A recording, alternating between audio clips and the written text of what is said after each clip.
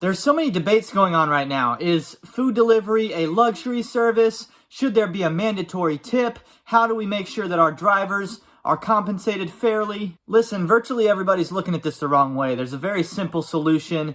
There was a discussion about this last night on Pedro's Sunday night live stream. He had all kinds of people on and nobody was getting to the point.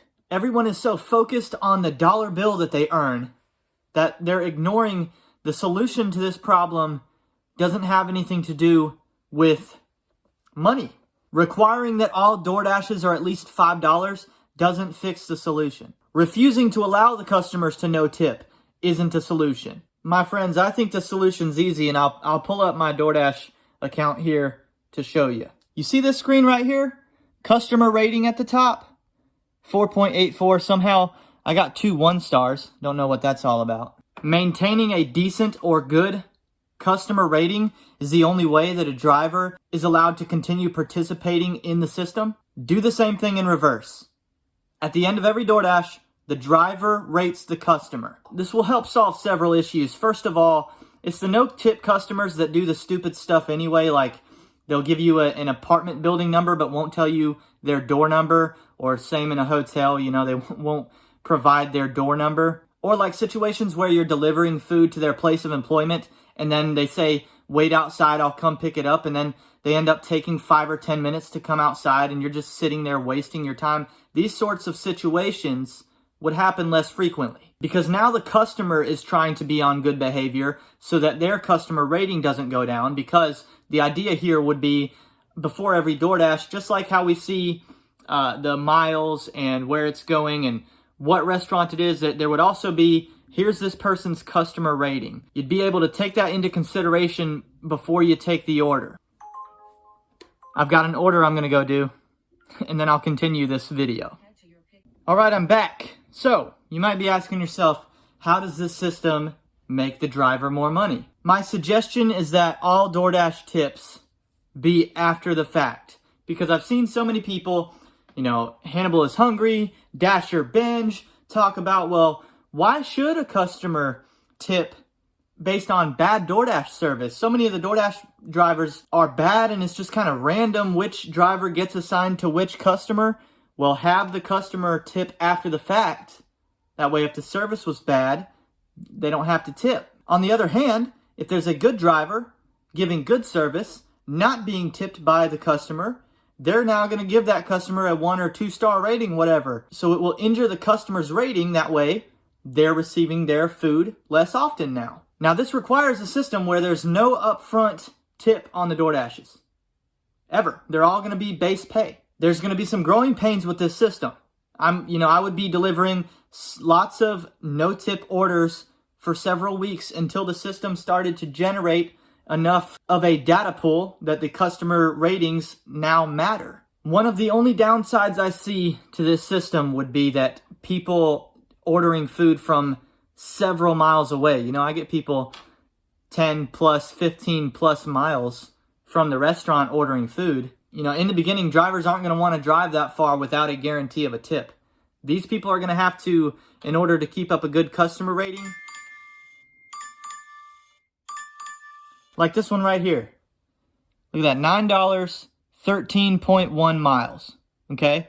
And I would have to retrace my steps for virtually all of that. So this is a terrible order because that's 26 miles round trip, making this like 33 cents per mile unless there's a hidden tip involved here or a cash tip after the fact. So obviously I'm declining this order.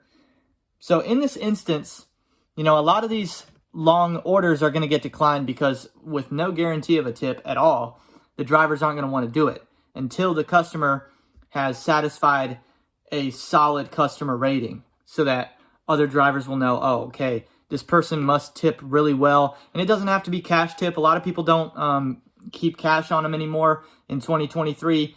The app can set up the system where every tip could be after they've received their food. This is a system that ultimately makes tips basically mandatory without making them mandatory. The social pressure of tipping will be increased. The expectation of good service or the expectation of service at all will be dependent on your customer rating. You want people to bring you your food.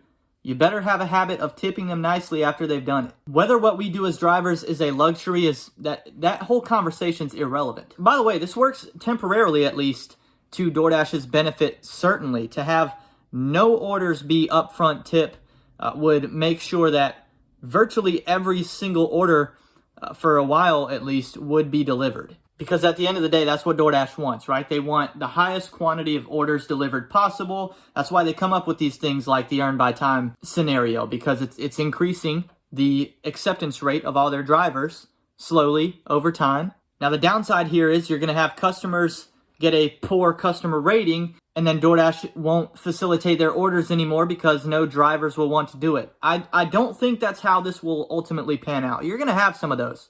You're going to have customers that just refuse to tip. They'll DoorDash 7-8 times, get a 1-star, 0-star rating every time, and then they'll flame out. Those are the people that are either A, too broke to be doing this anyways, and honestly, as a business strategy, you should look out for your customer. If the customer honestly can't afford to be DoorDashing with regularity, DoorDash should be fine with getting rid of them anyway. We shouldn't be encouraging bad financial practice or driving people into debt to have their food delivered. So that's, in my opinion, that's a positive anyway. So yeah, you're ultimately driving the people out that are too broke to do this or just too stubborn to accept the new system and just super anti-driver or something like that and just flat out refuse to tip. Again, what are we really losing when we do that? I think for the rest of the no-tippers, which I think are the majority of the no-tippers, they're either going to start tipping because they had the means to anyway and they were just cheap people, or they're just going to DoorDash less often. That's what I think would happen.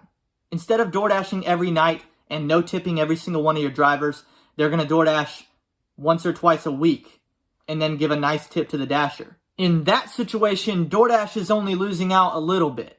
We're asking them to sacrifice a little bit, but I think it's well worth it. I think this really improves the service on every level, from the customer to the driver to the company perspective. Let me know in the comments what you guys think about this. Am I off my rocker? What am I not thinking of? What am I leaving out of my analysis of this?